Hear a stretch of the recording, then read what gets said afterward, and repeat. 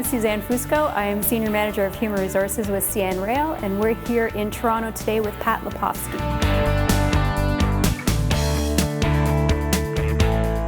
Well, I think personal branding is really important because even if you're working as a team, you need to understand who you are as a person and what your direction is, where you're going to go and where you want to go, where your strengths are. So if you understand what your own personal brand is and what your own personal mission and values are, it's much easier to translate that into your group and help them drive toward where you need them to go.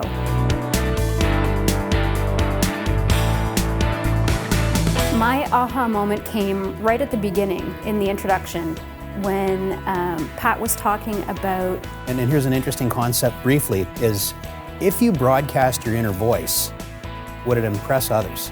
When you think about your inner voice, and is your inner voice saying things that you would want to share with somebody outside if you had to verbalize it?